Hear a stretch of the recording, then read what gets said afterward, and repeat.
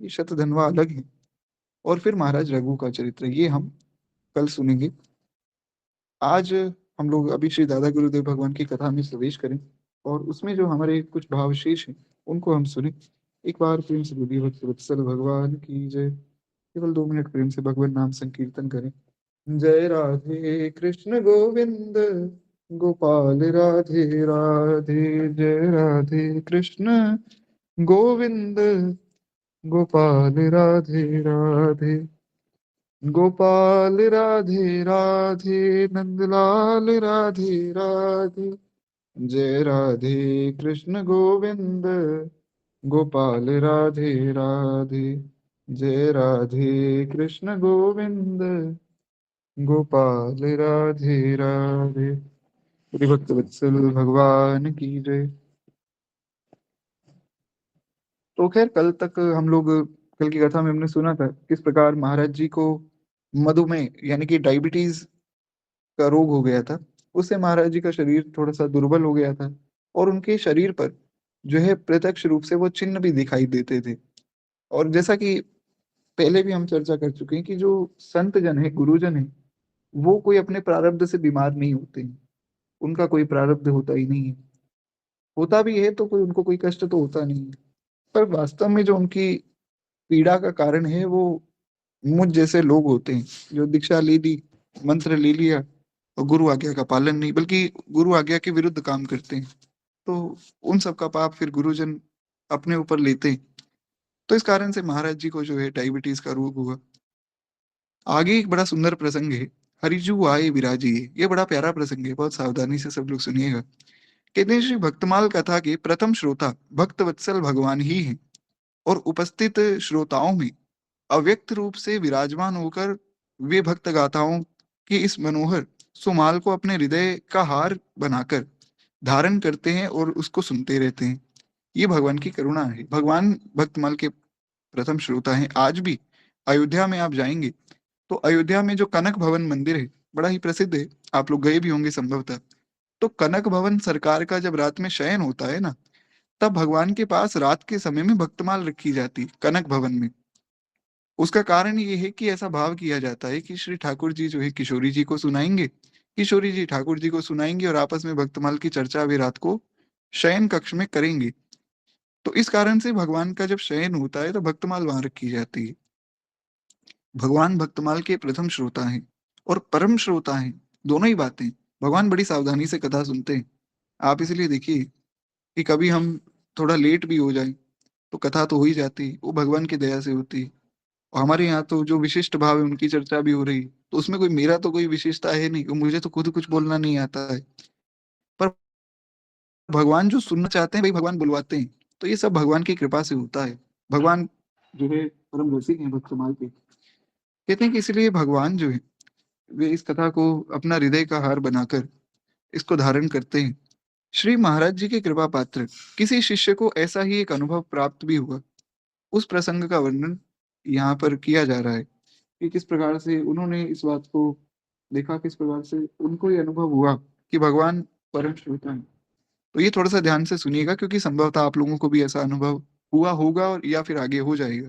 क्योंकि कई लोग ऐसे हैं जिनका मैसेज आया था कि भैया हम क्या करते हैं, सुबह नहा धो के मंदिर में बैठ जाते हैं और श्री ठाकुर जी को कथा सुनाते हैं साथ के साथ। हम भी सुनते हैं, ठाकुर जी भी सुनते हैं हमारे। तो ये सबसे उत्तम भाव है। तो खैर एक बार प्रेम से बोलिए भक्त वत्सल भगवान की जय। कहते हैं जिला टीकमगढ़ निवासी एक भक्त हृदय ब्राह्मण के अनुरोध से उनके गांव में महाराज जी के द्वारा कथा हुई। एक भक्त ने, टीकमगढ़ में रहते थे, उन्होंने कहा महाराज जी हमारे यहाँ भी कथा आप कहिए। महाराज जी गए, कथा का आयोजन हुआ और आयोजन से कुछ पूर्व ब्राह्मण श्रीधाम वृंदावन में आए और भक्तमाल कथा के प्रथम श्रोता श्री ठाकुर जी हैं। इस भाव से उन्होंने बांके बिहारी मंदिर में जाकर श्री बिहारी जी को बड़े ही प्रेम पूर्वक कथा सत्र में पधारने का निमंत्रण दिया। जब कोई कथा करवाता है ना, तो उसके मन में भाव रहता है कि ज्यादा से ज्यादा भगवान के श्रोता आए, खूब बढ़िया भगवान का प्रसाद बने और सबको प्रसाद जो है मिले। तो वे ज्यादा से ज्यादा अनाउंसमेंट करवाते हैं, लोगों को बुलाते हैं। अपने जो आत्मीय जन है उनको जा जाकर खुद न्योता देते हैं कि भैया कथा है हमारे यहाँ, आप आइए। तो आप जो है भक्तमाल की कथा तो खूब सुनते ही थे, महाराज जी के प्रति खूब भाव था, तो महाराज जी से उन्होंने आग्रह किया। महाराज जी ने आग्रह स्वीकार किया कथा करने के लिए। तो उन्होंने सोचा कि जब इसके प्रथम श्रोता भगवान हैं, तो क्यों ना भगवान को भी आमंत्रण दिया जाए। तो वृंदावन में श्री बांके बिहारी जी के मंदिर में जाकर उन्होंने निमंत्रण का पत्र दिया कि प्रभु आपको भी इस कथा में आना है। आपकी कृपा से महाराज कथा हो रही है बढ़िया। तो ऐसा भी निमंत्रण पत्र लेकर चले गए। अब जब निमंत्रण पत्र दिया, तो जो गोस्वामी जी थे मंदिर के, उन्होंने वो भगवान को दे दिया, क्योंकि गोस्वामी जी तो जानते हैं भक्तों के भाव हैं। तो इसके पश्चात ओरछा धाम में विराजमान श्री राम राजा सरकार के महल में भी गए, और राम राजा सरकार को भी उन्होंने आमंत्रित किया कि प्रभु आपको भी आना है। राम राजा सरकार के विषय में हमने कथा सुनी थी, अगर आपको याद हो तो। जब महाराज जी ओरछा में गए थे, फिर एकादशी का दिन था, एक ब्राह्मण आए जिनका नाम राजा राम था। उन्होंने महाराज जी को प्रसाद पवाया। तो महाराज जी को बाद में पता लगा कि भगवान ही थे साक्षात जो मुझे प्रसाद पवाने आए थे। इस प्रकार से सारी कथा हमने सुनी थी। तो कहते हैं कि बिहारी जी को न्योता दे दिया, राम राजा सरकार को न्योता दे दिया। अब अगले दिन से कथा का शुभारंभ था। रात्रि में आयोजक ब्राह्मण को एक स्वप्न हुआ। अब जो स्वप्न अनुभूति है भगवान की, वो वास्तविक अनुभूति ही है, क्योंकि भगवान जब आते हैं दर्शन देते हैं, तो उससे पहले भगवान स्वप्न में दर्शन देते हैं। इसलिए कल भी हमने चर्चा की थी कि किसी व्यक्ति का भजन कैसा है, उसकी स्थिति कैसी है, वो उसके स्वप्न से पता लगता है। अगर आपको भगवान का या भक्तों का, संतों का स्वप्न आ रहा है, तो आप समझिए कि आपका भजन जो है बहुत अच्छे से बन रहा है। और मेरी तरह अगर कोई उल्टे सीधे संसार के स्वप्न आते हैं, तो ये समझना चाहिए कि भजन साधन में कुछ ना कुछ गड़बड़ हो रही है। तो कहते हैं इनको स्वप्न हुआ। उन्होंने देखा कि मेरे घर पे वृंदावन धाम से स्वयं श्री बिहारी जी पधारे। ब्राह्मण ने उन्हें स्वप्न में साष्टांग प्रणाम किया। बिहारी जी ने कहा, पंडित जी, हमें आपने भक्तमाल कथा सुनने का न्योता दिया था, इसलिए हम कथा सुनने आए हैं। और ऐसा कहकर जो है श्री बिहारी जी घर के भीतर प्रविष्ट हो गए। उसके पश्चात उसी स्वप्न में, मतलब बिहारी जी आ गए, बिहारी जी ने कहा कि भैया मैं तो कथा सुनने आया हूँ, बिहारी जी बैठ गए घर में आके। उसी स्वप्न में उसके पश्चात एक श्वेत वर्ण के भव्य हाथी पर विराजमान श्री सीताराम जी के दर्शन हुए।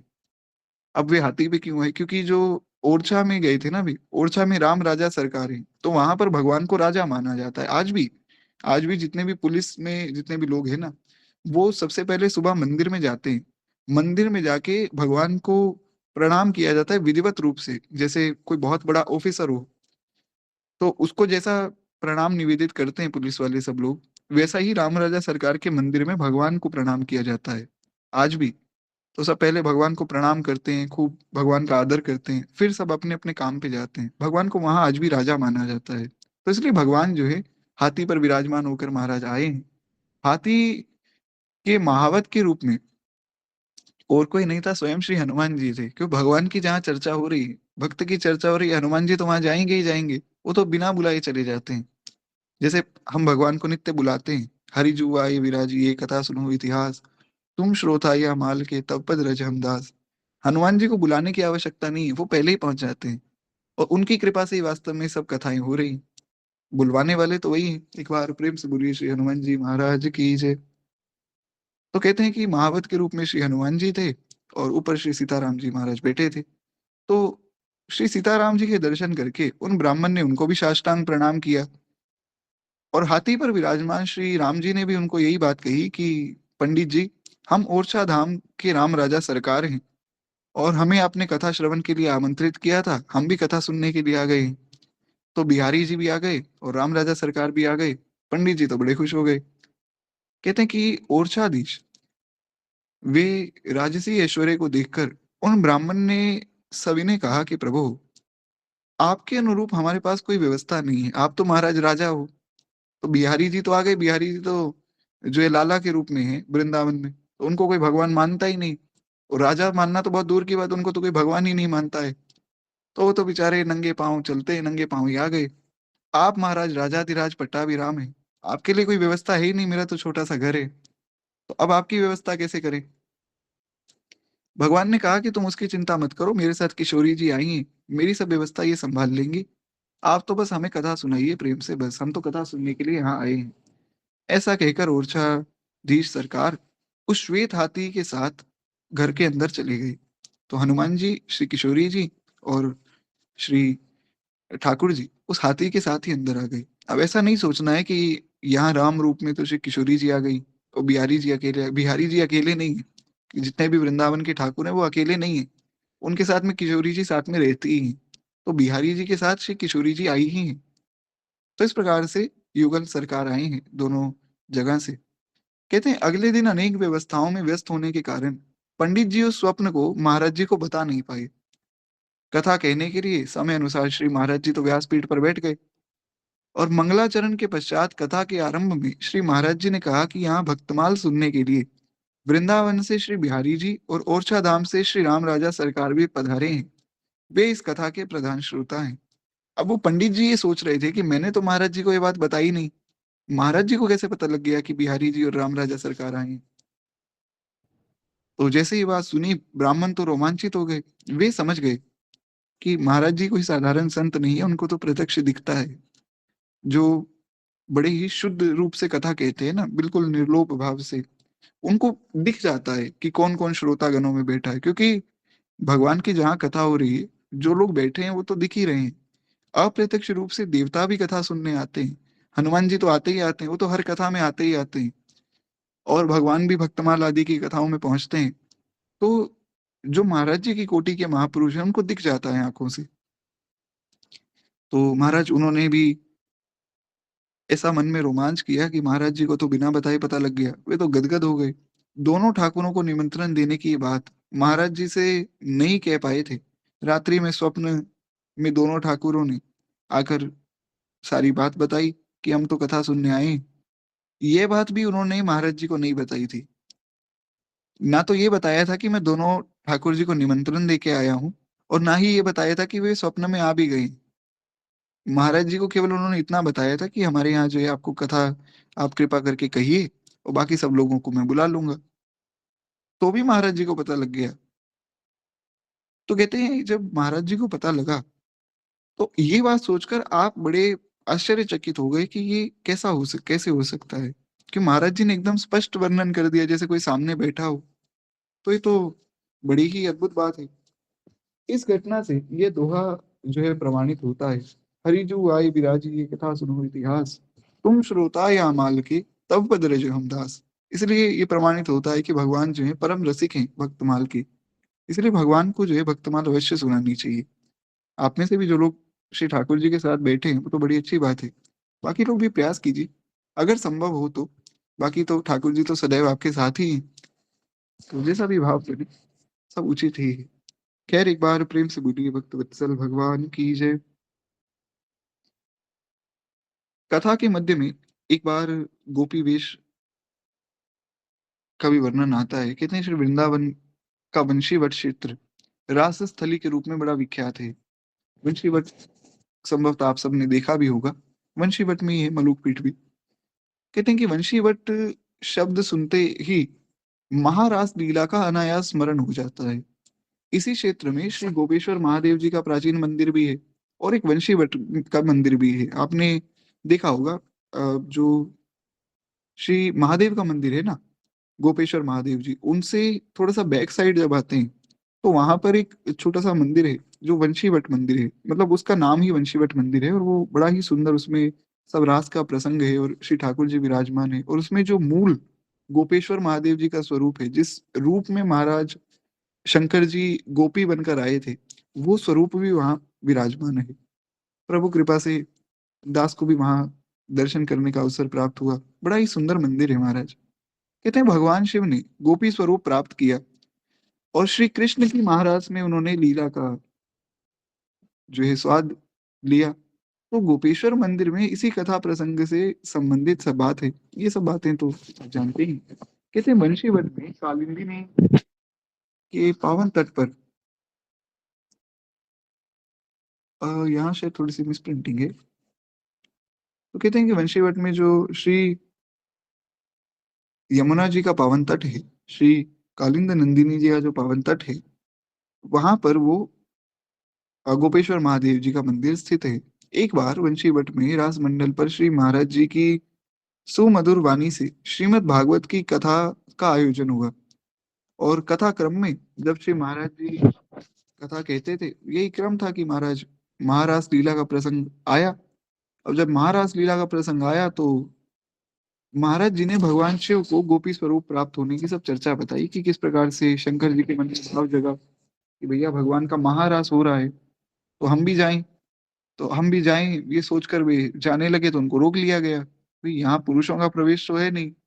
तो शंकर जी ने एक गोपी का स्वरूप धारण किया। तो ऐसी सब बात महाराज जी बता रहे थे। अब जैसे ये चर्चा हुई, तो गोपी भाव के बिना इस गहन चर्चा में प्रवेश करने का अधिकार संभव ही नहीं। बाहर से तो सुन ली बस ये चर्चा, तो ठीक है कि शंकर जी आए गोपी बन गए, पर वास्तव में वही व्यक्ति समझ सकता है जिसका खुद का गोपी भाव हो।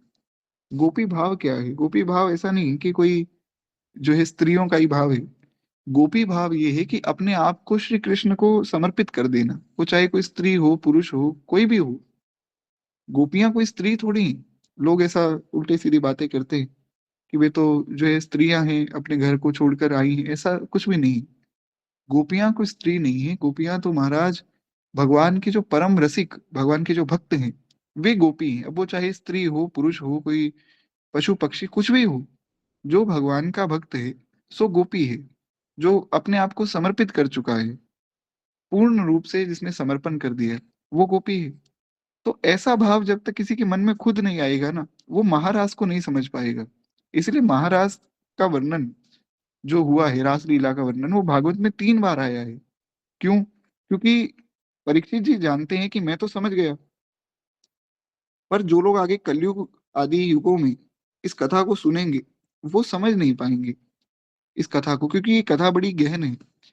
तो इसको समझने के लिए बहुत ही पवित्र मन और बहुत ही शुद्ध बुद्धि चाहिए। तो वही बात यहाँ श्री गुरुदेव भगवान लिखते हैं, कहते शंकर जी ने वृंदावन के मान सरोवर में स्नान किया और स्नान करके दुर्लभ गोपी भाव प्राप्त किया।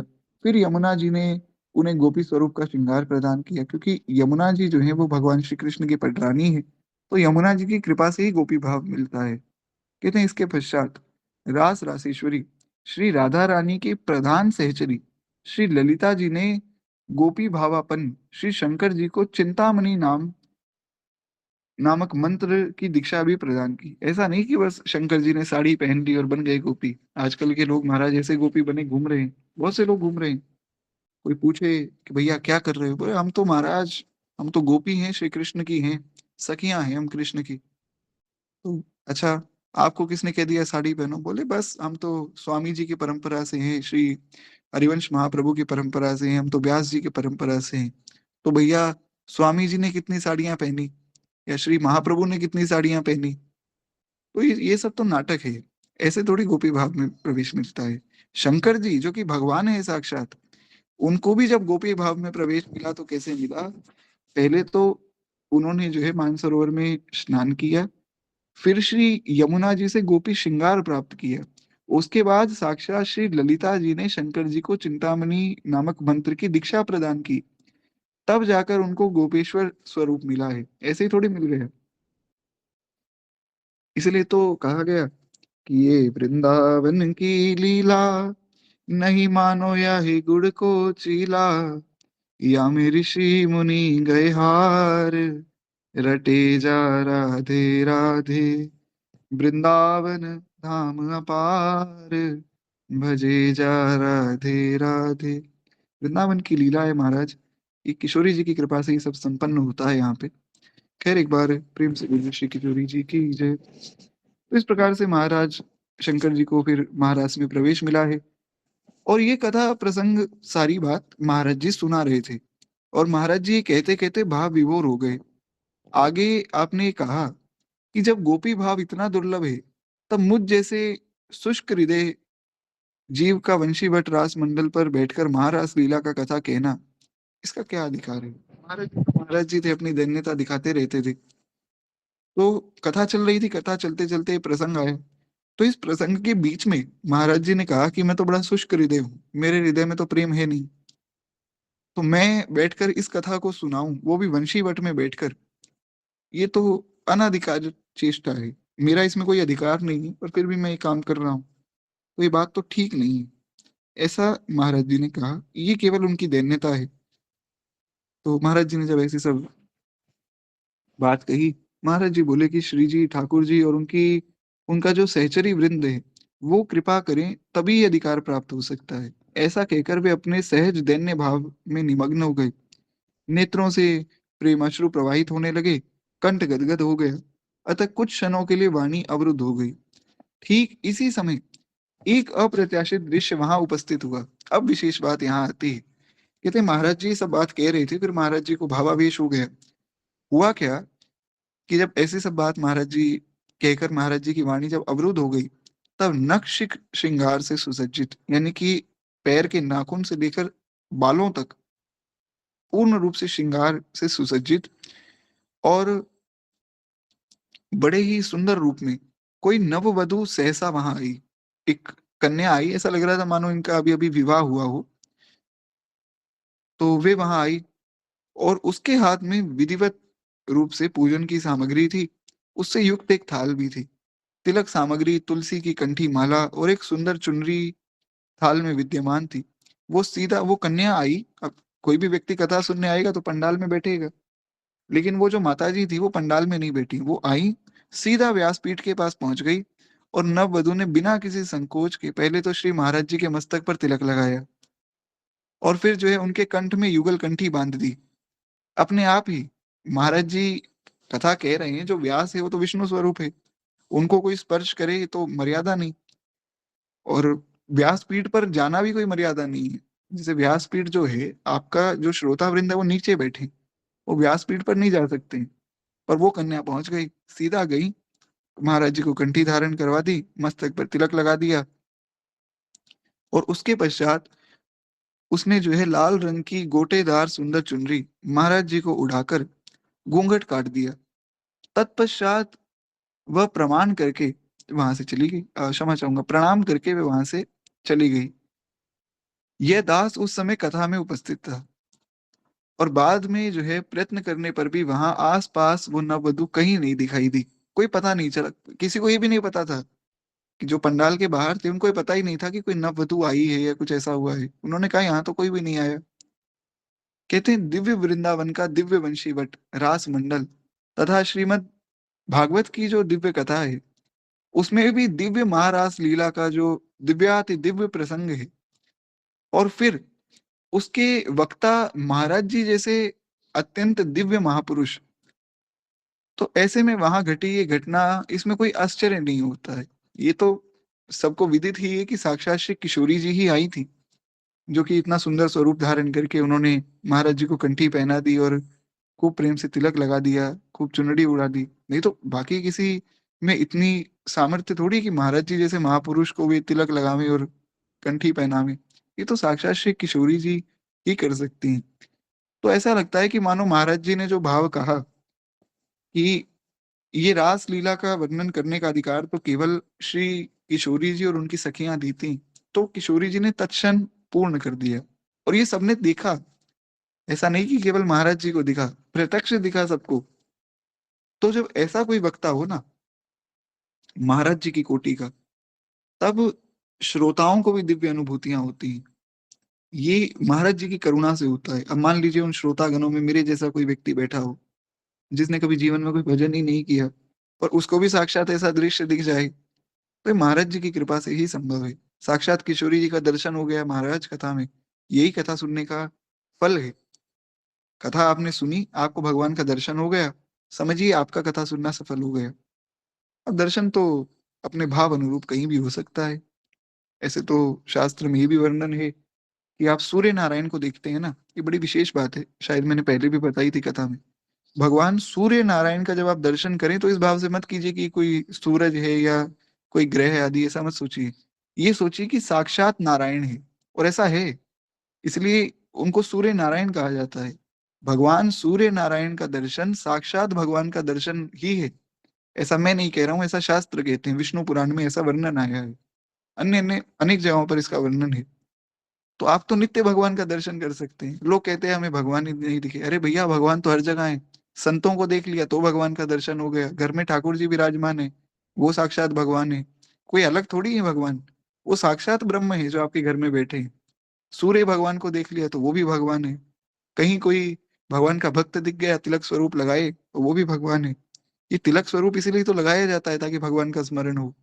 कई बार जो है प्रभु कृपा से मैं कहीं जाता हूँ, तो मुझे लोग देखकर जो है राधे राधे भैया, राम राम भैया ऐसा बोल लेते हैं, तो मुझे थोड़ी बोल रहे हैं, वो तिलक स्वरूप को देखकर उनको भगवान का स्मरण हुआ। तो इसीलिए ये जो स्वरूप है भगवान का, ये भी भगवान है। हर जगह श्री ठाकुर जी दिख रहे हैं।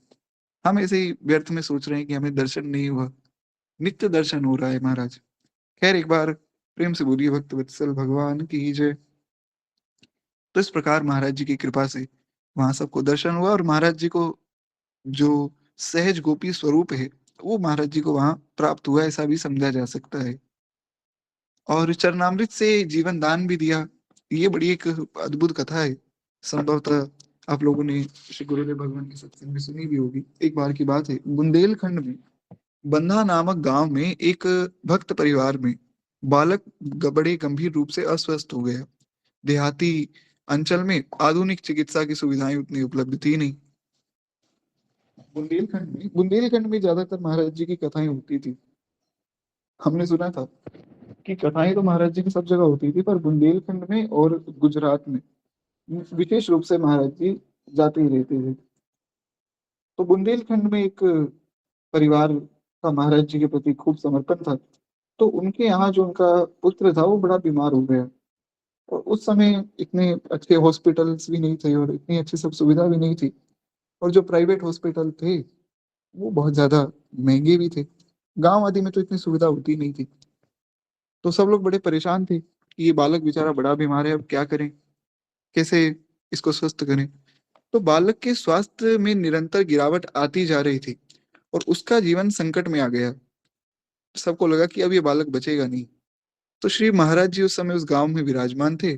भक्त परिवार की आप पर बड़ी श्रद्धा थी, तो उन्होंने महाराज जी का चरणामृत ग्रहण करके उसे दिव्य औषधि दे दी।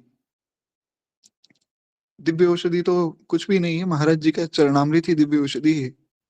तो उन्होंने सोचा महाराज जी इतने महान संत हैं, इनका चरणामृत पिला देते हैं, क्या पता कुछ ठीक हो जाए। तो उन्होंने महाराज जी का चरणामृत ले लिया और बालक को पिलाना प्रारंभ किया। उसके पश्चात वह बालक शनय शनय स्वस्थ होता चला गया, यानी धीरे धीरे वो स्वस्थ होता चला गया और कुछ ही समय में वो पूर्ण स्वस्थ हो गया। जो बालक अभी तक लग रहा था कि इसके तो प्राण चले जाएंगे, वो बिना किसी दवाई के केवल महाराज जी का चरणामृत पीने मात्र से स्वस्थ हो गया। और इसकी मैं आपको एक और विशेष घटना बता देता हूँ, अभी की घटना जो मेरे सामने घटी। लगभग इसी समय की बात है। पिछले साल दिसंबर 2023 था ना, पिछले साल, इस साल 24, हाँ, दिसंबर 2023 में एक जो है बड़े ही अच्छे मित्र हैं दास के। नहीं, 24 तो अभी था, जो उससे भी पिछला था उसमें। तो वे हरिवंशी परंपरा से हैं। तो उन्होंने मुझे मैसेज किया कि भैया आप मुझे जो है, आप श्री गुरुदेव भगवान का चरणामृत भेजो, मलुक पीठ वाले महाराज जी का। तो मैंने कहा कि देखिए मैं तो अभी बाहर जा रहा हूँ, तो मैं तो चरणामृत भेज नहीं पाऊंगा, पर मैं आपके लिए कुछ व्यवस्था करने का प्रयास करता हूँ। तो जहाँ वे रहते हैं दिल्ली में, उन्हीं के पास में मेरे एक गुरु भाई रहते हैं नोएडा में। तो मैंने उनको मैसेज किया कि भैया ऐसी ऐसी बात है, उनके घर में कोई बीमार है बहुत ज्यादा, और उनको श्री गुरुदेव भगवान का चरणामृत चाहिए। तो आप तो नोएडा में हैं, आप दिल्ली कभी आना जाना हो एक दो दिन में, तो आप उनको दे दीजिएगा। तो उन्होंने महाराज चरणामृत दे दिया। चरणामृत जब उन्होंने दिया, तो मेरे पास आया मैसेज कि भैया मुझे चरणामृत मिल गया है। उसके बाद और भी एक हमारे ग्रुप से भी एक माता जी गई थी, उनको भी मैंने कह दिया था कि आप चरणामृत दे दीजिएगा, तो उनको महाराज जी का खूब चरणामृत प्राप्त हुआ। उन्होंने उनको पिलाया जो उनके घर में व्यक्ति थे, और वे स्वस्थ हो गए। ये अभी की प्रत्यक्ष घटना है, श्री गुरुदेव भगवान के चरणामृत की ऐसी महिमा दास ने वहां देखी। तो संतों का जो चरणामृत है वो साधारण नहीं है, वो बड़ा ही दिव्य होता है महाराज। हाँ बिल्कुल, देखिए श्री गुरुदेव भगवान का चरणामृत तो मलुक पीठ में अगर आप जाएंगे, तो मलुक पीठ का जो ऑफिस है वहां पे वैसे ही मिल जाता है। बड़ी कृपा महाराज जी ने कर रखी है। तो मलुक पीठ में वहां वो लोग प्रदान कर देते हैं चरणामृत। कभी आप आएंगे इंडिया तो बताइएगा। खैर, एक बार प्रेम से बोलिए भक्त वत्सल भगवान की जय। तो इस प्रकार से महाराज जी के चरणामृत से वो बालक भी ठीक हो गया। जी, केली कुंज में भी जो है पूज्य श्री प्रेमानंद बाबा महाराज का चरणामृत मिल जाता है। तो इसलिए संतों के चरणामृत की बड़ी महिमा है। नित्य लेना भी चाहिए। अगर आप लाए हैं केली कुंज आदि से या किसी भी संत का चरणामृत हो, तो उसे नित्य ग्रहण कीजिए। बड़ी ही अद्भुत महिमा है महाराज। भगवान का चरणामृत लेते समय एक बात कही जाती है कि विष्णु पादोदकम पित्वा पुनर्जन्म न विद्यते। यानी कि भगवान का जो चरणामृत है, जब उसको हम ग्रहण करते हैं, तो पुनः जन्म नहीं होता है। ये चरणामृत की महिमा है। और ऐसी ही महिमा श्री संत चरणामृत की है। जी बिल्कुल, चरणामृत तो खैर सबको ही मिल जाएगा। उसमें कोई ऐसी उसमें अधिकार की आवश्यकता नहीं, वो तो सब पर ही कृपा संत जन करते हैं। खैर, तो इस प्रकार से वो बालक स्वस्थ हुआ। कहते हैं प्राकृतिक दृष्टि से इस घटना में आश्चर्यचकित करने वाली ये बात ये है, किंतु वस्तुतः इसमें आश्चर्य की कोई बात नहीं। एक तो आश्चर्य की बात है उनके लिए जिनको संत चरणामृत पर भरोसा नहीं है, लेकिन जिनको भरोसा है उनके लिए आश्चर्यचकित करने वाली कोई बात नहीं है। क्योंकि जो जानते हैं कि संत चरणामृत की क्या महिमा है, उनकी श्रद्धा से महाराज वो बात बन जाती है। और ये कोई बहुत पुरानी बात तो है नहीं, ये तो मैं आपको पिछले साल की बात बता रहा हूँ। जो महाराज जी की यहाँ जो कथा है वो तो संभवतः कुछ 20-30 साल पुरानी कथा होगी, या लगभग 20 साल पुरानी तो होगी कम से कम। पर मैं तो आपको 1 साल पहले की बात बता रहा हूँ। तो जैसा जिसका भाव है उसके अनुरूप सिद्ध महापुरुषों का चरणामृत बड़ा ही विशेष रूप से महत्व रखता है। कहते हैं महाराज जी जैसे सिद्ध महापुरुषों के चरणामृत व उच्छिष्टामृत का भावपूर्वक सेवन करने से अति दुसाध्य अनादि भवरोग भी सफल हो जाते हैं। और फिर जो है सामान्य देह व्याधियों की चिकित्सा तो बड़ी सहज है, वो तो कोई बहुत बड़ी बात नहीं है। जो भव सागर से पार करा दे, जो भव रोग को मिटा दे, उनके लिए कोई सामान्य रोग मिटाना कोई बड़ी बात थोड़ी। आपको एक और छोटी सी बात सुना देता हूँ, क्योंकि क्या है कि श्री दादा गुरुदेव भगवान का चरित्र तो हम सब सुन ही रहे हैं, और अन्य अन्य जो हमारे संत जन है उनका चरित्र भी कहीं ना कहीं हम सुन लेते हैं। पर पूज्य गुरुदेव भगवान का चरित्र आपने बहुत कम सुना होगा। वो सुनाने ही नहीं देते। उनका कोई शिष्य भी कथा में कह रहा होता है ना, महाराज जी डांट देते हैं कि भैया कथा तो तुम सुनाते नहीं हो, इधर उधर की बात करते रहते हो। तो एक और छोटी सी लीला मैं आपको बताता हूँ। हुआ क्या, एक बार वृंदावन की ही बात है। वृंदावन में एक कोई माता जी थी, उनपे कोई भूत का आवेश हो गया। और जब भूत का आवेश हुआ तो वो सबको जो है भगा देती थी। जो उनके पास आता डरा धमका के महाराज भगा देती थी। तो सब बड़े परेशान थे कि अब इनको पकड़े कौन, इनका इलाज कैसे हो। तो एक बार महाराज जी वहां जा रहे थे, तो महाराज जी से सबने प्रार्थना की कि आप तो इतने बड़े संत हैं, बाबा कुछ हम पर कृपा करो। महाराज जी ने सोचा कि ब्रजवासी हैं, प्रार्थना कर रहे हैं, इनके भाव को मानना चाहिए, सम्मान करना चाहिए। महाराज जी गए। जैसे ही महाराज जी गए वो शांत हो गई। वो माता जी जो अभी बड़ा आक्रोश कर रही थी, सबको मारने के लिए भाग रही थी, वो शांत हो गई। और शांत होकर रोने लगी और बोली मुझे इनका चरणामृत दे दो, मेरा कल्याण हो जाएगा। तत्काल जो है महाराज जी के चरणों का जो है प्रक्षालन किया गया, और जैसे ही उनको वो चरणामृत पिलाया गया, वो माता जी स्वस्थ हो गई और जो प्रेत था उसका कल्याण हो गया। तो ये संत चरणामृत की महिमा है, और ये प्रत्यक्ष है। जो लोग विश्वास नहीं करते उन लोगों को ये सब बातें बतानी नहीं चाहिए। तो भगवान ने मना किया है गीता में कि जिनको श्रद्धा नहीं है उनको ये सब दिव्य ज्ञान मत दो। जो नाम में विश्वास नहीं करता उसको नाम की महिमा मत बताओ, पर जिनको है उनका विश्वास पुष्ट करने के लिए बताओ। तो बड़ी सुंदर ऐसी अनेकों कथाएं महाराज आती हैं। अनेक संतों में, हमारे वृंदावन में, श्री चित्रकूट धाम में और श्री अयोध्या जी में ऐसे बड़े बड़े सब संत विराजमान हैं। अभी कुंभ चल रहा है, तो कुंभ में भी एक मैंने देखा, एक वीडियो आई थी। तो एक व्यक्ति क्या कर रहे हैं कि जितने सब संत जन हैं उनके चरणों का वो प्रक्षालन कर रहे हैं और वो चरणामृत पी रहे हैं, और उनका भाव ये है कि मुझे हनुमान जी का दर्शन हो जाए। श्री ठाकुर जी कृपा करें उनको हो भी जाएगा। तो ऐसी महिमा संत चरणामृत की है। खैर, एक बार प्रेम से बोलिए भक्त वत्सल भगवान की जय। कहते हैं कि एक दिन महाराज जी सुदामा कुटी में श्री रामानंद पुस्तकालय में विराजमान थे, और उनके निकट में श्री परमहंस जी और एक दो अन्य संत और श्री गुरुदेव भगवान ये सब लोग बैठे हुए थे। तो महाराज जी उस समय पुस्तकालय के बिक्री विभाग का हिसाब कर रहे थे कि कितनी पुस्तकें जो है वो ले गए हैं लोग और उसमें कितनी धनराशि आई है, वो सारा हिसाब महाराज जी लगा रहे थे बैठकर। और उनके हाथ में रुपयों की गड्डी थी जिसे वो गिन रहे थे।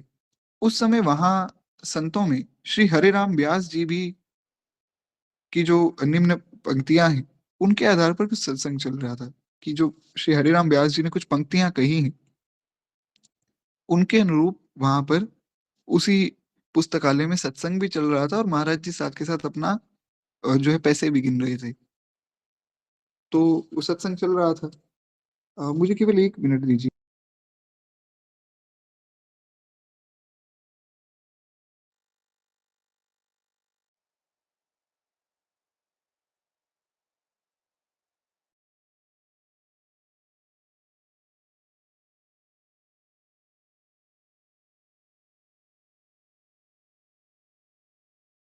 जी खैर एक बार प्रेम से बोलिए भक्त वत्सल भगवान की जय। तो खैर जैसा कि हम सुन रहे थे कि श्री हरिराम व्यास जी की कुछ पंक्तियों पर चर्चा चल रही थी। श्री व्यास जी की जो 2 पंक्तियां जिस पर चर्चा हो रही थी वो यहाँ श्री गुरुदेव भगवान ने लिखी। कनक मरकत धरणी कुंज कुसुमित महल मधि कमनीय शयनीय ठानी पल न बिछुरत दो जात नहीं तहा को व्यास महलन लिए पीक दानी। तो ये बड़ा सुंदर इसमें जो है भाव है। कहते हैं इस पर जो है चर्चा चल रही थी। इन पंक्तियों में श्री व्यास जी ने कहा है कि प्राकृत जगत से अत्यंत दूर स्थित श्री श्यामा श्याम के उस अगम्य निज महल में मैं सहचरी बपू से जो है पीकदानी लिए हुए सेवा में उपस्थित हूँ।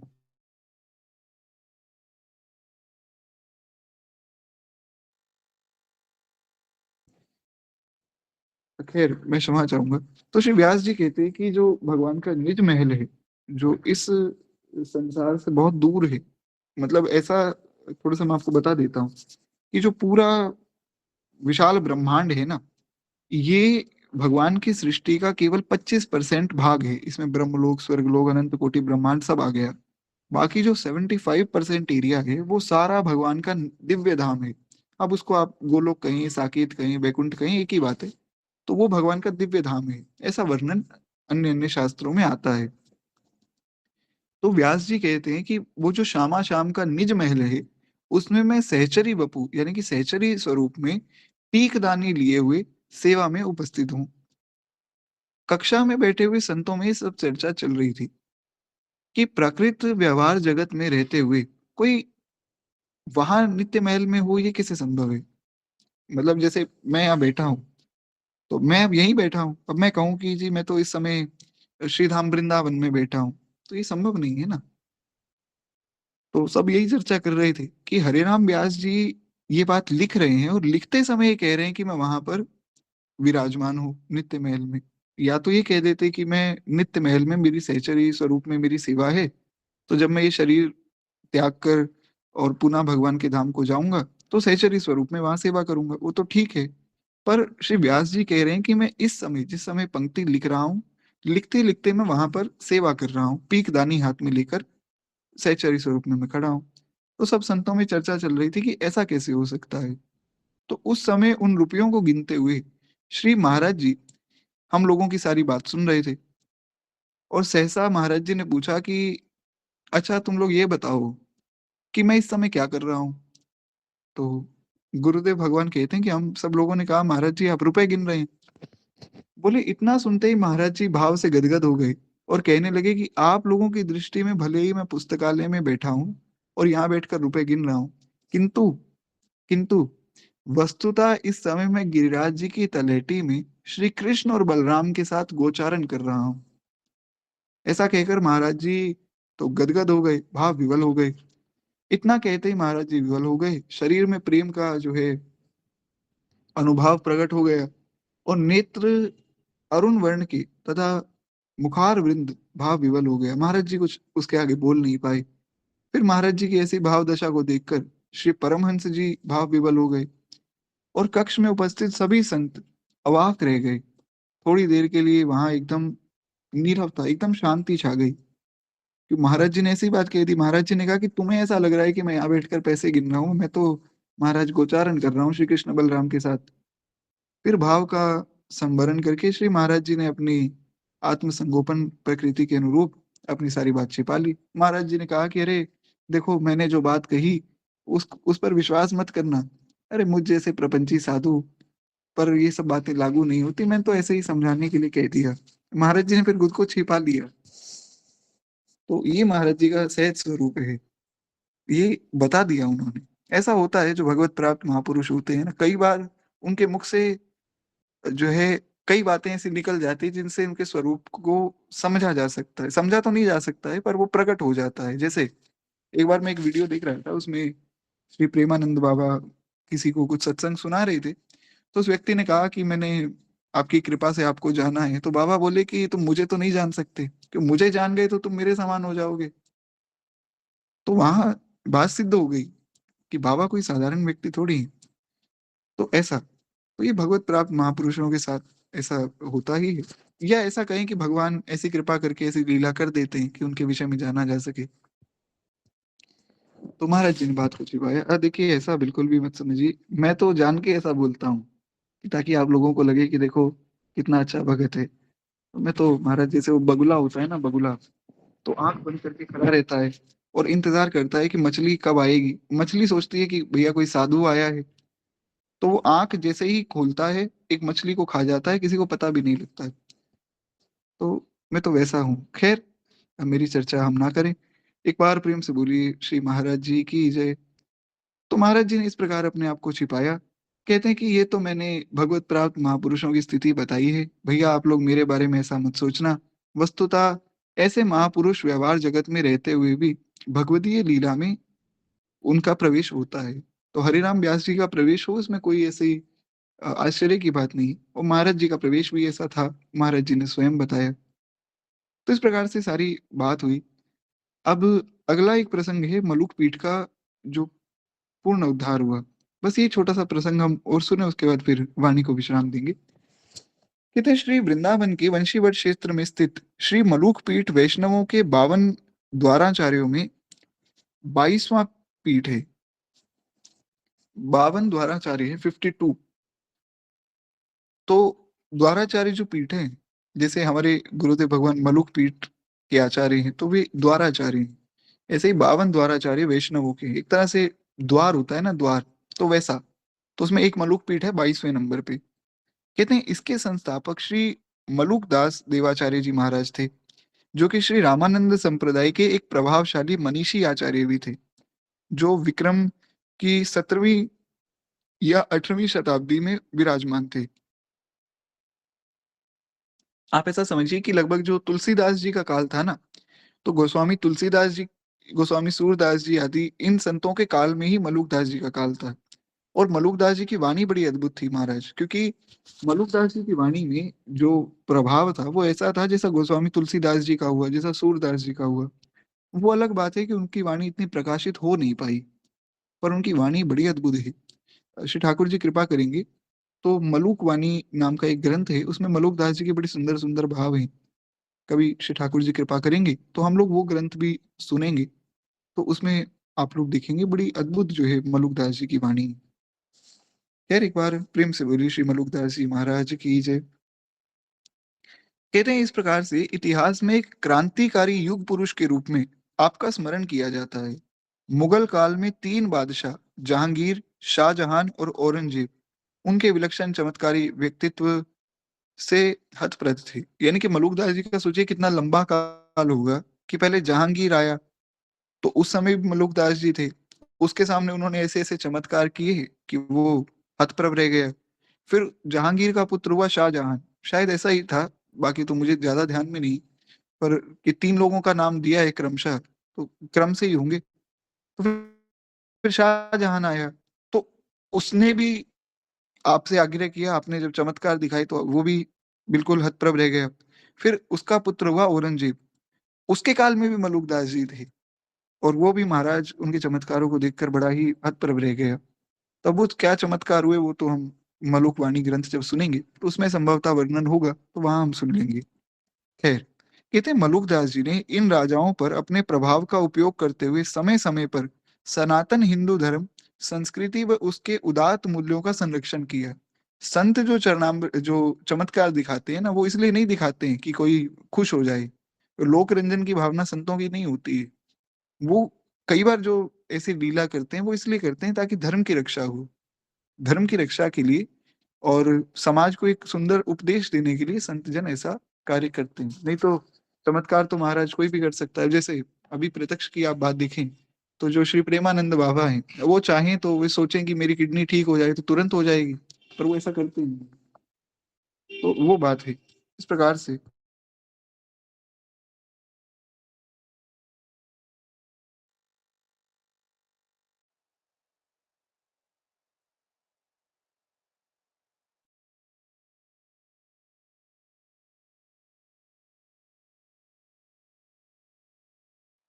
जी, तो ख़ैर एक बार प्रेम से बोलिए भक्तवत्सल भगवान की जय।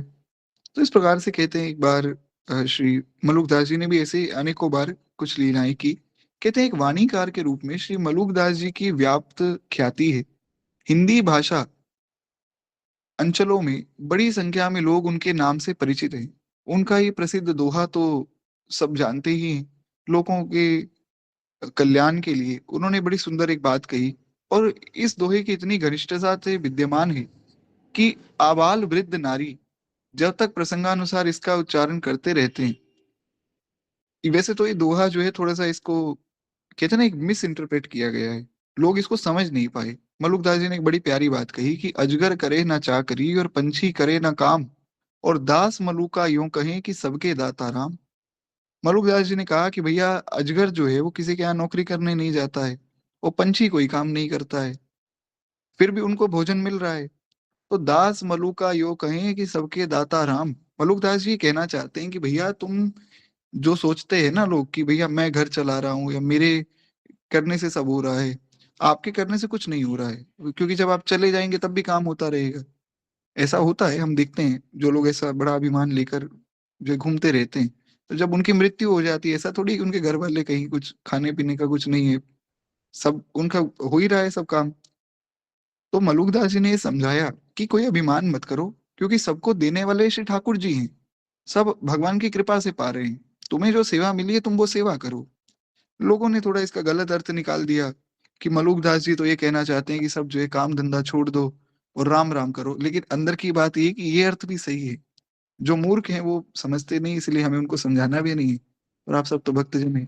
अगर सब कुछ काम छोड़कर केवल राम-राम किया जाए, तो भी सब काम बन जाएगा। पर वो बात है कि उतना विश्वास नहीं है किसी में। तो जो हमारी सेवा है वो हम करते रहें प्रेम से, साथ में बस ये अभिमान ना करें कि हम कर रहे हैं। करने कराने वाले तो ठाकुर जी हैं, उनकी कृपा से सब हो रहा है। खैर ऐसी सब बात मलुकदास जी ने कही। तो आगे श्री मलुकदास जी के विषय में थोड़ा-सा वर्णन आया है, तो थोड़ा-सा बस 5-7 मिनट आप मुझे दीजिए, वो सुनकर फिर वाणी को विश्राम देंगे। कहते हैं कि सनातन वैष्णव धर्म के लोक कल्याणकारी सिद्धांतों का प्रचार करने के लिए स्थापित श्री मलुकदास जी महाराज के द्वारा ये जो द्वाराचार्य पीठ स्थापित की गई मलुक पीठ, इसमें कुछ शताब्दियों तक जो है अनुशासन रूप में उत्तम रीति से संचालन होता रहा, किंतु आगे चलकर फिर इसमें घोर अव्यवस्था हो गई। फिर हमारे सद्गुरुदेव श्री भक्तमाली जी महाराज ने लगभग सन 1974 में 1974 में सुदामा कुटी में स्थायी रूप से निवास करने के लिए वे आए। ये सब कथा तो हम सुन चुके हैं, जब महाराज जी भक्तमाल पर टीका लिख रहे थे, फिर गोवर्धन से वृंदावन आते, वृंदावन से गोवर्धन जाते। तो आने-जाने के इस समय को कम करने के लिए महाराज जी सुदामा कुटी में ही आ गए थे 1974 में। तो जब आए तो उस समय तब तक इस पीठ की स्थिति बड़ी चिंताजनक हो चुकी थी, एकदम जीर्ण-शीर्ण हो गई थी मलुक पीठ। तो भौगोलिक दृष्टि से कुटी के ठीक सामने स्थित ये पीठ आप देखेंगे अगर आप में से कोई वृंदावन में गया हो मलुक पीठ में या सुदामा कुटी में आपने देखा होगा कि सुदामा कुटी के बिल्कुल सामने ही है मलुक पीठ। तो मलुक पीठ सामने दिख ही रही थी। तो महाराज जी ने देखा कि ये पीठ तो बहुत ही महाराज बड़ी चिंताजनक स्थिति है, बड़ी जीर्ण-शीर्ण हो गई है। तो उनका अधिकांश भूखंड हस्तांतरित हो चुका था और बचे-कुचे भाग पर जो है अराजक तत्वों का बोलबाला था। यानी कि जो ज़्यादातर भाग था, मलुक पीठ का, वो कुछ ऐसे लोग थे जिन्होंने कहते हैं ना कब्ज़ा कर लिया था, और जो थोड़ा बहुत भाग बचा था, वो वैसे ही जीर्ण-शीर्ण हो रहा था। तो मलूक दास जी के सेव्य ठाकुर श्री सीताराम जी महाराज उसमें विराजमान थे, किंतु उनकी दैनिक सेवा पूजा भी नहीं हो रही थी। आज जो मलुक पीठ के ठाकुर जी हैं, उस समय उनकी पूजा भी नहीं हो रही थी। और महाराज जी के सत प्रयासों से कई लोक हितकारी संस्थाओं के अस्तित्व जो है पुनः जागृत हुए। हमने सुना था, आपको अगर ध्यान में हो, तो हमने चर्चा की थी कि जब महाराज जी ने कृपा की, तो अयोध्या में बहुत से मंदिरों का पुनः निर्माण करवाया, गोवर्धन में बहुत से मंदिरों का पुनः निर्माण कराया, ओरछा में बहुत से मंदिरों का पुनः निर्माण महाराज जी ने करवाया। तो महाराज जी जहाँ जाते थे, वहाँ जो मंदिर जीर्ण-शीर्ण हो गए या जो मंदिर लुप्त हो गए, जिन मंदिरों का शास्त्रों में वर्णन है, पर अब वो दिखते नहीं, उनका भी पुनः निर्माण महाराज जी ने करवाया। तो वैष्णव जगत के लिए बहुत बड़ा उपकार किया है श्री दादा गुरुदेव भगवान ने। वो बात अलग है कि उन्होंने जो है देखा नहीं, मतलब उनका जो प्रभाव है इतना ज़्यादा दिखा नहीं सबको, या ऐसा कहें कि उन्होंने दिखाया नहीं। तो ख़ैर कहते हैं इस प्रकार से जो है सारी बात महाराज जी ने सँभाली, और सारा फिर प्रयास किया गया कि किस प्रकार से इसका हम पुनः उद्धार करें। कहते हैं इसी क्रम में श्री मलूक पीठ का सर्वांगीण जीर्णोद्धार तथा कई सेवाएँ प्रकल्पों से युक्त होकर एक सुदृढ़ संस्था के रूप में उसका जो है उद्भव श्री महाराज जी का वैष्णव जगत को एक महनीय अवदान था। यानी कि सरल शब्दों में कहूँ तो मलुक पीठ को पुनः जो है उसका उद्धार करना, जीर्णोद्धार करना और पुनः उसको स्थापित करना, ये महाराज जी की एक कृपा थी सबके ऊपर। कि महाराज जी ने बहुत से मंदिरों को पुनः जो है निर्माण करवाया। आपके समर्थ संकल्प के अनुसार सन 2000 में मलुक पीठ को अवांछित तत्वों से ले लिया गया और फिर पुनः जो है द्वाराचार्य पीठ के रूप में पुनरुद्धार हुआ। फिर सब कुछ कार्य प्रारंभ हुआ। उस अवसर पर आपने अपने निवास कक्ष में विराजमान श्री महाराज जी ने एक दीप प्रज्वलित करके इस दास को दिया। यानी कि हुआ क्या है, जब सारा काम हो रहा था, पुनः फिर मलुक पीठ का निर्माण हो रहा था और जो ऐसे लोग थे जिन्होंने उस पर कब्ज़ा कर लिया था, उनसे भी छुड़ा लिया गया। लीगल वर्क भी हो गया सारा और पुनः उद्धार हो रहा था। तो उस समय महाराज जी ने अपने कक्ष में महाराज जी एक दिन बैठे थे और महाराज जी ने एक दीपक प्रज्वलित किया और श्री गुरुदेव भगवान को दिया, और वो प्रज्वलित दीप देकर उन्होंने आज्ञा की कि पंडित जी, इस दीप को मलूक पीठ के ठाकुर श्री सीताराम जी महाराज के पावन सानिध्य में अर्पित कर दो और उनसे ये प्रार्थना करो कि इस अभिनव दीप का मंगलमय प्रकाश जो है अनुदिन बढ़ता रहे। अब ये कम ना हो, अब ये बढ़ता ही रहे। मलुक पीठ में जो है संप्रति श्री ठाकुर जी का भव्य मंदिर, संत भक्तों का निवास, विशाल सत्संग भवन, पुस्तकालय, गौशाला, सेवाओं का प्रारंभ सब हो चुका है। अब ये भी आप देखिए, वो बढ़ता ही चला गया उसके बाद, ये महाराज जी की कृपा से है। अब तो मलुक पीठ को सब लोग जानते हैं। मलुक पीठ में संतों का भी निवास है। मलुक पीठ की 2 तो गौशालाएँ श्री वृंदावन में ही हैं। बाहर आप देखिए तो सूरश्याम गौशाला है, जड़खोर गोधाम है, इंदौर में श्री सीता सर्वेश्वर मंदिर है, ओरछा में मंदिर है, बुंदेलखंड में मंदिर है, उत्तरकाशी में आप जाएँगे तो वहाँ हिमाचल प्रदेश में जो है उत्तरकाशी की मलुक पीठ है। तो इस प्रकार से अब तो बहुत सी व्यवस्थाएँ महाराज जी के अंडर आ गई। लोगों को ऐसा लगता है कि श्री गुरुदेव भगवान केवल मलुक पीठ के ही द्वाराचार्य हैं, पर ऐसा नहीं है। रेवासा धाम भी महाराज जी अब रेवासा धाम की सेवा भी महाराज जी ही कर रहे हैं। मलुक पीठ वृंदावन की सेवा भी महाराज जी कर रहे हैं। जड़कोर गोधाम है, सूरश्याम गौशाला है, सीता सर्वेश्वर मंदिर आदि-आदि सब मंदिरों की सेवा महाराज जी अकेले ही कर रहे हैं और महाराज बड़ी भव्य सेवा हो रही है। जड़कोर गोधाम जो है, उसका महाराज जी ने कुछ खर्च बताया कि लगभग-लगभग 10 करोड़ का तो केवल और केवल जड़खोर गोधाम पर कर्ज़ रहता है। मतलब इतनी सब सेवाएँ चल रही हैं कि 10 करोड़ रुपए का तो कर्ज़ बना ही रहता है, प्रायः। तो ये सारी सेवाएँ चल क्यों रही हैं? ये केवल भगवान की कृपा से चल रही है। आप देखिए महाकुंभ में सबसे बड़ा पंडाल श्री गुरुदेव भगवान का है। तो उसमें महाराज नित्य 50,000 से 60,000 70,000 लोग रोज़ भोजन कर रहे हैं और महाराज जी किसी को रोकते भी नहीं कि भैया इतना बड़ा पंडाल है, तुम लोग अंदर क्यों आ रहे हो? कोई अंदर आए, कहीं बैठ जाए, महाराज जी सबको कंबल भी बाँट रहे हैं और कहते हैं कि ले जाओ, घर ले जाओ, आराम से जहाँ बैठना है बैठो, जो पाना है पाओ। सुबह 6 बजे प्रसाद बनना शुरू होता है, रात को 3-4 बजे तक वो प्रसादी चलती रहती है, यानी कि लगभग 24 घंटे ही प्रसादी चलती रहती है। तो ये सब, और उसमें महाराज जी का कोई अभिमान नहीं है। हमें तो बड़ा अभिमान है भैया, हमारे गुरुदेव भगवान इतना सब कार्य करते हैं, तो हम तो सबको बताते हैं बड़े अभिमान से। महाराज जी को कोई अभिमान नहीं है। महाराज जी से जब पूछा गया कि आप इतनी सुंदर सेवा कर रहे हैं, सब जो न्यूज रिपोर्टर आए, महाराज जी ने कहा भैया करने कराने वाले श्री ठाकुर जी हैं, तो श्री जानकी नाथ भगवान कर रहे हैं, हम क्या कर रहे हैं। तो ऐसा उदाहरण कलयुग में दिख पाना अन्यत्र संभव नहीं है। आप देख लीजिए ढूंढ के, ये अन्यत्र नहीं मिलेगा आपको। सब बड़े बड़े महामंडलेश्वर आए हैं, सबका खूब आदर है, सम्मान है, पर जो लोग वहां गए हैं ना कुंभ में, मैंने उनसे सुना, वो बोले भैया हम क्या बताएं, हम सबके पंडाल में गए, पर जैसी सेवा श्री महाराज जी करवा रहे हैं वैसी अन्यत्र नहीं दिखी। किसी का कोई अपमान नहीं, पर भैया हमारे आचार्य हैं तो हमें तो अभिमान है उनका। खैर, एक बार प्रेम से बोलिए श्री गुरुदेव भगवान की जय। तो ये सारी जो व्यवस्थाएं हैं श्री दादा गुरुदेव भगवान की कृपा से ही आज तक चल रही हैं, और आगे भी श्री ठाकुर जी कृपा करें चलती ही रहें। तो ये सब महाराज जी के संत संकल्प से ही हो रहा है। श्री ठाकुर सीताराम जी की महती कृपा से एवं श्री महाराज जी के शुभ आशीर्वाद से संस्था अपने अभिष्ट पर अग्रसर हो रही है। श्री महाराज जी के द्वारा प्रज्वलित प्रेरणा का वो जो दीप था, जो उस दिन उन्होंने दीप जलाया था, वो ही एकमात्र सहारा है।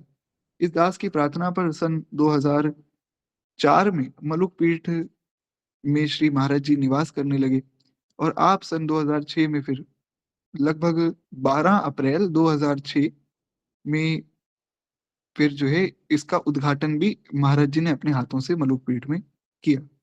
खैर, बड़ी अद्भुत जो है ये भी कथा प्राप्त होती है। अब आगे जो है वो जो भगवान के भक्त हुए, श्री धन्ना जी, श्री सेन जी, श्री पीपा जी, इनके जो धाम है उनका वर्णन है, तो वो हम फिर कल की कथा में सुनेंगे। आज वाणी को यहीं विश्राम देंगे। केवल 2 मिनट प्रेम से भक्तमाल जी की आरती करें, एक बार प्रेम से बोलिए श्री महाराज जी की जय। अब देखिए, वैसे तो बड़ी कृपा आप लोगों ने की, आप 8:30 बजे तक जुड़े रहे। जो प्रस्थान करना चाहें बस 2 मिनट हम आरती करें, और एक यहाँ रानी माता जी का प्रश्न है, आरती के बाद वो प्रश्न ले लेंगे, फिर आप लोग प्रस्थान कर सकते हैं। इस धन्य नाभा भारती की आरती आरत हरे, ये भक्त भगवत की कथा सब विश्व का मंगल करे। इस धन्य नाभा भारती की आरती आरत हरे, नर जाति जब माया विवश अज्ञान तम में पग गई, जन भारती आभा तभी जग जग गई, जगमग गई। अज्ञान माया मोह तम की काली माँ कलही धुली, सत प्रेम समता सत्य सुख शुचि कंज कलिकाएं खिली।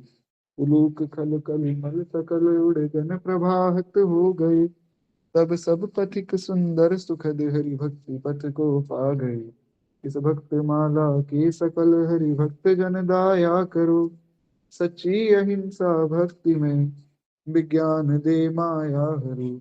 इस धन्य नाभा भारती की आरती आरत हरे।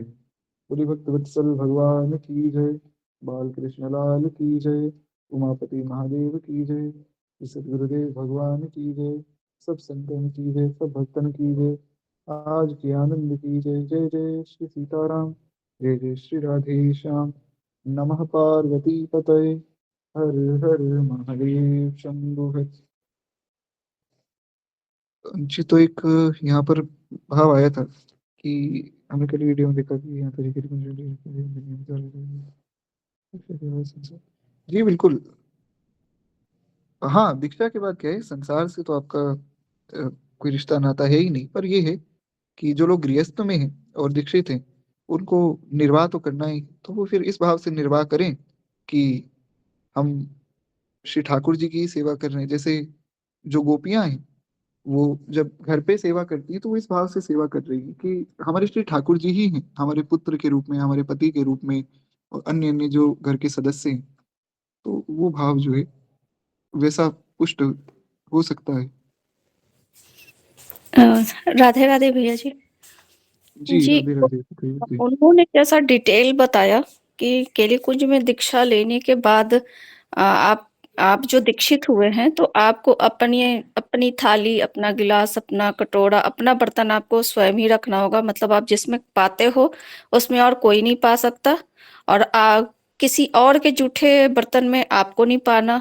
आप अगर कहीं जाते हो फंक्शन में, तो वहाँ भी कुछ तो नहीं पाना। बाहर का तो ख़ैर वैसे समझ में आता है कि कुछ नहीं पाना है, बट हर जगह तो आदमी अपना बर्तन लेकर नहीं चल सकता। हर जगह तो इन सब चीज़ों की पाबंदी, क्योंकि ज़रूरी नहीं है कि हम दीक्षित हैं तो हमारा परिवार भी हमारे इन सब चीज़ों का पालन करे। आज के समय में तो ये आपको पता ही है कि ज़्यादातर लोग के घरों में नॉनवेज भी बनते हैं और वो लहसुन प्याज भी पाते हैं। तो दीक्षा जिनको मिलेगी, वो इस तरह से गृहस्थ आश्रम में फिर कैसे निभा पाएँगे?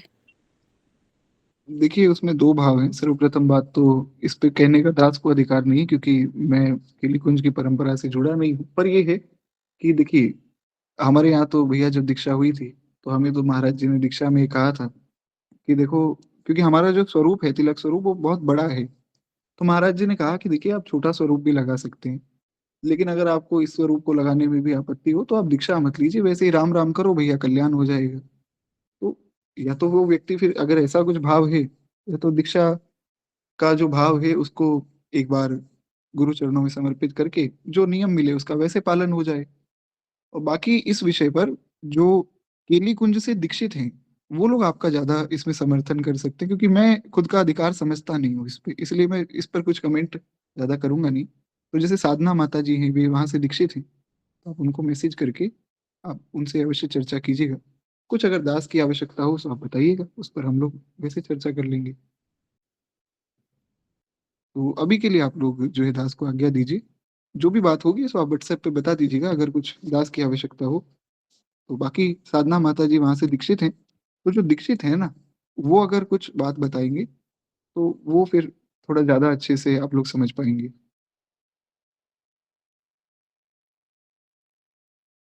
नहीं देखिए, तिलक लगाने से प्रोफ़ेशनल लाइफ़ में फ़र्क तो ऐसे कोई नहीं, फ़र्क तो नहीं पड़ता, बल्कि अच्छा है तिलक कोई लगा कर जाए तो 4 आदमी देखते हैं, खुश होते हैं कि भैया भगवान का स्मरण होता है। मेरे हिसाब से तो लगाना चाहिए। मैं तो जहाँ मुझे मना करते हैं लोग, भई यहाँ कैसे लगा कर जाओगे? मैं तो वहाँ थोड़ा बड़ा लगा लेता हूँ कि कोई रोकेगा भी तो, जब रोकना ही है तो फिर बड़े तिलक को रोको, तो हम और बड़ा लगा लेंगे। तो ख़ैर ऐसा तो कोई आपत्ति नहीं, लगाना ही चाहिए, जैसा जिसको जो परंपरा से मिले। देखिए, जॉब पर नहीं करेंगे मना, क्योंकि क्या है कि भगवान के आश्रित होकर भैया दीक्षा ली है, तो भगवान कुछ ना कुछ व्यवस्था करेंगे, कोई क्यों ही मना करेगा। देखा जाएगा, ख़ैर वो तो सब बातें बाद में देख लेंगे।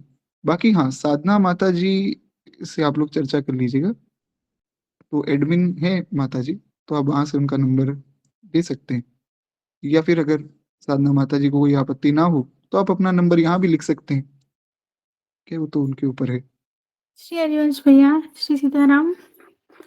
जी, श्री हरिवंश, श्री सीताराम, भैया बताइए। माफ कीजिएगा, मुझे बीच में बोलना पड़ रहा है क्योंकि अभी मनोज भैया कई बार बोल चुके हैं कि साधना सखी का नंबर लोग ले लेते हैं ना, फिर परेशान करते हैं, फिर घर में भी आप प्रतिकूलताएं होने लगती हैं, ऐसे परिवार में है तो आप वो युवराज भैया से या मनोज भैया से कर लीजिएगा। और अगर कोई ऐसा प्रश्न है तो आप मैसेज में कर दीजिएगा माता जी वाले ग्रुप में, तो वहां से वो सखी आपको जवाब दे देंगी। और रानी दीदी आपको हम बता देंगे, जो भी कुछ पूछना है आपको हम बता देंगे। श्री हरिवंश भैया माफ कीजिएगा, बीच में बोलना पड़ा मुझे। हाँ, नहीं, नहीं, ये भी उचित है, जिसको जैसा भाव बने। इसलिए तो अगर साधना माता जी को कोई आपत्ति हो, तो आप अन्य बात कर सकते हैं, या